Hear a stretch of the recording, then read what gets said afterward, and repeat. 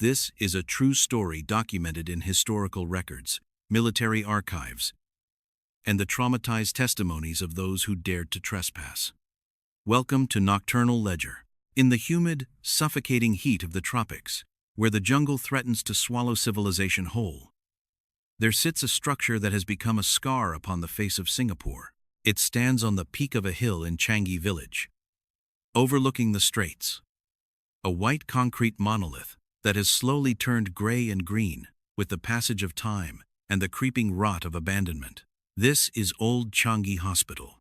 To the casual observer, it is merely a derelict building, a relic of the colonial era, left to crumble behind chain-link fences and warning signs. But to those who know the history, and to those who have felt the unnatural chill that radiates from its shattered windows, it is a holding cell for the damned. It is a place where the boundary between the living and the dead is not just thin. It is completely dissolved. To understand the malignancy that festers within these walls, we must first look back to a time before the silence, to the era of its inception. Built in 1935, the structure was originally commissioned as the Royal Air Force Hospital. It was a marvel of British engineering, designed to serve the colonial forces stationed at the Changi military base. It was a place of healing, a sanctuary of medicine and science intended to treat malaria, broken bones, and the ailments of soldiers serving far from home. The architecture was practical, open, and airy, designed to catch the sea breeze. But the winds that blow through Changi today no longer carry the scent of salt. They carry the metallic tang of blood and the phantom echoes of agony. The destiny of this building shifted violently in February of 1942. The fall of Singapore was described by Winston Churchill as the worst disaster and largest capitulation in British history. As the Imperial Japanese Army swept across the island, the hospital was seized. It ceased to be a place of healing and became a prisoner of war camp, a facility commandeered by the Japanese military. While it continued to function ostensibly as a hospital for wounded POWs, a darker shadow fell over the compound with the arrival of the Kempeitai. The Kempeitai were the Japanese military police, an organization feared for their brutality and their absolute lack of mercy. They were the Gestapo of the East. Under their jurisdiction, the hospital became a theater of cruelty. Historical records and survivor testimonies paint a harrowing picture of what occurred behind closed doors during the occupation. The Kempeitai did not just imprison men. They broke them. They utilized specific rooms within the hospital, particularly on the second floor and in the basement areas, as torture chambers. This is where the haunting begins. It begins with the physics of pain. Paranormal investigators and theorists often speak of the stone tape theory, the idea that extreme emotional distress, trauma, and agony can be recorded onto the physical environment, much like a magnetic tape. If this theory holds even a grain of truth, then Old Changi Hospital is a master recording of suffering. The walls have absorbed the screams of men who were flayed alive, the desperate prayers of those subjected to waterboarding, and the final gasps of prisoners who were beheaded when they were of no further use. One of the most notorious locations within the complex is a room that was reportedly used for torture involving water and electricity. Witnesses who have entered this room in the years since the hospital's abandonment report an overwhelming sensation of nausea. It is not merely a feeling of unease. It is a physiological reaction. Visitors have been known to vomit suddenly, to faint, or to feel invisible hands tightening around their throats. The residual energy of the Kempeitai's cruelty is so potent that it seemingly replays itself in a loop. After the war ended in 1945, the British returned, and the facility resumed its role as a hospital. It served the Royal Air Force, and later, the Singapore Armed Forces and the public. One might assume that the return of order would cleanse the building, but the darkness had already taken root. Nurses working the night shift in the 1950s and 60s began to report strange occurrences. They would hear the heavy, rhythmic tread of boots marching down the empty corridors, the distinct sound of hobnailed military boots that were standard issue for the Japanese infantry, distinct from the rubber-soled footwear of the British and Commonwealth forces. These auditory hallucinations were often accompanied by visual manifestations. Patients would wake up screaming in the dead of night, claiming that a soldier with no face was standing at the foot of their bed. Others reported seeing a woman walking through the wards, a spectral figure, often referred to as the nurse. Unlike the benevolent image of a healer, this entity is described as radiating a profound sadness and terror. Some lore suggests she was a nurse who was executed by the occupying forces, while other stories suggest she took her own life in the hospital to avoid capture and the horrors that would inevitably follow. The hospital remained operational until 1997, when the new Changi General Hospital was opened and the old colonial building was finally vacated. It was left to the jungle, and this is when the legends truly began to metastasize. Without the daily bustle of doctors, nurses, and living patients to mask the energy, the spirits of Old Changi were left in isolation, and the activity spiked. In the early 2000s, the building became a magnet for urban explorers, ghost hunters, and thrill seekers. It also became a rite of passage for local teenagers. However, the accounts that emerged from these illicit visits were remarkably consistent, lending credibility to the idea that this is not just mass hysteria.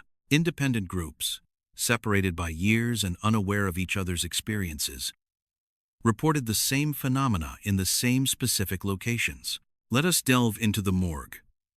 The hospital's mortuary is a small, detached building, separated from the main wards. It is a place of absolute cold.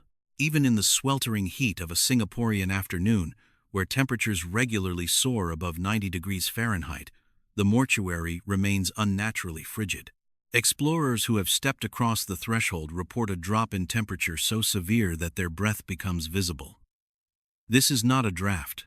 This is a cold spot, a localized distortion of energy. The tiled slabs where bodies were once washed and prepared for burial are the epicenter of this activity. Electronic voice phenomena, or EVP recordings taken in this room, are filled with cacophony. Investigators have captured distinct voices speaking in Japanese, the sounds of weeping, and perhaps most terrifying of all, the sound of children crying. The presence of children is a particularly disturbing element of the Changi hauntings. While it was primarily a military hospital, there were wards for families of the servicemen. The tragedy of war does not discriminate by age. There is a specific corridor in the main building where visitors have reported feeling small, invisible hands tugging at their clothing. Some have looked down to see dusty, child-sized handprints appearing on their jeans or shirts. Prints that were not there moments before. One of the most compelling pieces of evidence comes from a group of commandos from the Singapore Armed Forces. Before the building was fully fenced off, the grounds were occasionally used for training exercises. These are hardened soldiers, men trained in combat and psychological warfare, not prone to flights of fancy. One account details a night training mission where a squad was tasked with securing the perimeter of the hospital. A young recruit was stationed as a sentry near the old emergency entrance.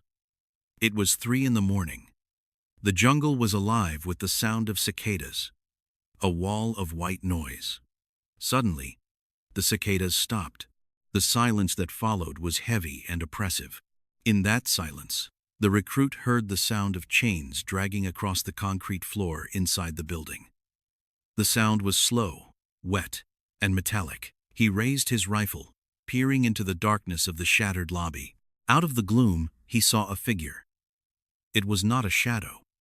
It was a man, or what used to be a man, dragging his lower half, which appeared to be mangled. The figure was dressed in the tattered remains of a uniform that did not belong to the modern era. The recruit froze, his training warring with his primal fear. The figure looked up, and the recruit saw that where the eyes should have been, there were only dark, empty sockets leaking a black fluid. The entity let out a low, guttural moan that vibrated in the recruit's chest. The soldier abandoned his post, running back to his squad leader in a state of shock. When the squad returned to investigate, fully armed and with flashlights, they found nothing but a trail of inexplicable slime on the floor that evaporated within minutes. This is not an isolated incident. There are police reports from patrols in the area describing lights flickering on and off in the upper floors of the abandoned building. Despite the fact that the electricity had been cut decades ago, security guards hired to watch the perimeter have quit within days, citing the feeling of being constantly watched from the windows. They speak of shadow people, distinct, three-dimensional silhouettes that move with intelligent purpose. These are not tricks of the light. They block out the background as they move. They are solid absences of light. The reputation of Old Changi Hospital is so potent that it has attracted filmmakers and high-profile paranormal teams, yet the building seems to resist documentation. Cameras malfunction inexplicably. Batteries that were fully charged drain to zero within seconds of entering the main ward. Audio equipment picks up static interference that renders recordings unusable. It is as if the building itself is a living organism, a predator that refuses to be studied. Beyond the ghosts of the war, there is a layer of modern horror that has been added to the site. In the years of its abandonment, the hospital became a site for occult rituals. Explorers have found remnants of satanic practices in some of the larger rooms, makeshift altars, candles, and symbols spray-painted on the floor. While some dismiss this as the vandalism of rebellious youth, others believe these rituals have acted as a beacon, opening doors that should have remained shut, by inviting dark entities into a place already saturated with pain and death. These practitioners may have compounded the haunting, creating a cocktail of historical trauma and demonic infestation. There is a specific room, often referred to as the tiled room or the operating theater, where the energy is described as violent. People who enter this room often emerge with physical scratches. These are not accidental scrapes from debris. They are distinct sets of 3 parallel welts appearing on backs, arms, and legs, often burning like fire. In demonology, the 3 marks are often interpreted as a mockery of the Holy Trinity, a sign of a demonic rather than a human presence. This suggests that whatever walks the halls of Old Changi is not merely the sorrowful spirit of a dead soldier, but something far older and far more malicious that feeds on the location's tragic history. The psychological impact on those who visit Old Changi cannot be overstated. It is known as the Changi fever. Many who have spent time inside the hospital report falling ill in the days following their visit. They experience high fevers, vivid nightmares, and a sense of profound depression.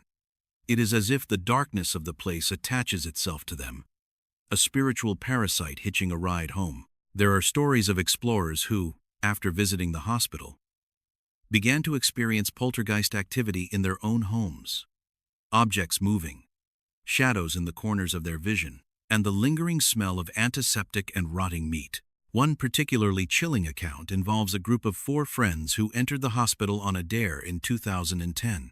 They brought with them a spirit box, a device that scans radio frequencies to allow spirits to communicate. They set up in the main hallway of the 2nd floor. For the first 20 minutes, there was only static. Then, the device began to spit out words. Pain, help, soldier. Then, the voice changed. It became deeper, more guttural. It spoke a name of one of the girls in the group. It said, "She is mine." The girl whose name was spoken immediately collapsed into a seizure. Her friends dragged her out of the building, terrified. When she awoke, she had no memory of the event. But for months afterward, she claimed to see a tall, dark man standing at the foot of her bed every night at exactly 3 a.m. She eventually had to undergo spiritual cleansing by a local medium to rid herself of the attachment. The medium confirmed that she had brought something back from Changi, something that had been waiting for a vessel. The layout of the hospital itself contributes to the terror. It is a labyrinth of long corridors, sudden turns, and staircases that seem to lead nowhere. The elevator shafts are gaping maws of darkness. The peeling paint hangs in sheets like dead skin. Roots from the surrounding banyan trees have forced their way through the windows and walls, twisting through the masonry like veins. The banyan tree is significant in local folklore, often believed to be the dwelling place of spirits, particularly the Pontianak, a vengeful female vampire of Malay mythology. The convergence of a site of mass torture with the presence of these ancient trees creates a supernatural perfect storm. Skeptics will argue that the sounds are merely the wind whistling through broken windows, that the shadows are tricks of the moonlight playing on the jungle canopy, and that the feelings of dread are psychosomatic, the result of expectation and atmosphere. They will cite the power of suggestion. But how does the power of suggestion explain the physical scratches? How does it explain the synchronized accounts of witnesses who have never met? How does it explain the military records of the Kempeitai that align perfectly with the locations where the paranormal activity is most intense? There is a room on the ground floor where a heavy iron chain hangs from the ceiling. Its original purpose is debated, but the energy in that corner is repulsive. Those who stand near it report a sensation of vertigo, as if the floor is tilting beneath them. It was likely used for suspension torture, a favorite method of the secret police, where prisoners were hung by their wrists for hours or days until their joints dislocated. The agony of that suspension seems to defy the laws of time, replaying eternally. We must also consider the sheer scale of death that occurred here. It was not just the executions. It was the slow death of dysentery, of malnutrition, of infected wounds that went untreated. The despair of men watching their comrades waste away to skeletons. That kind of hopelessness generates a heavy, thick atmosphere that hangs over the hill like a shroud. It is a weight that presses down on your shoulders the moment you cross the perimeter fence. Today, Old Changi Hospital is heavily guarded. The Singapore Land Authority has installed motion sensors and cameras, and the police patrol the area regularly. They say it is for safety, that the building is structurally unsound, and that is true. The floors are rotting, and the roof is collapsing. But there is a pervasive belief among the locals that the strict security is also there to keep people safe from what lies inside, to keep the lid on a container of darkness that is best left undisturbed. Even from the outside, the building commands a terrifying respect. Passers-by on the road below often report seeing lights moving in the windows of the top floor, the old operating theater. There is no electricity. There are no squatters. There are only the residents who have been there since 1942. The legacy of Old Changi Hospital is not one of healing, but of the ultimate violation of the human body and spirit. It serves as a grim reminder of the atrocities of war, preserved in concrete and reinforced by the supernatural. It is a place where history refuses to die, where the past bleeds continuously into the present. So, if you ever find yourself in Changi Village, enjoying the nasi lemak and the seaside breeze, and you look up at the hill to see that white, skeletal structure looming over the trees, do not be tempted to climb the path. Do not try to find a way through the fence. Do not try to communicate with the voices in the dark, because at Old Changi Hospital, the visiting hours are over, but the patients never left. They are still there, waiting in the shadows, waiting for someone to witness their pain, waiting to add another ledger to the book of the damned. The screams you hear might just be your own. This has been a file from the Nocturnal Ledger. Sleep well, if you can.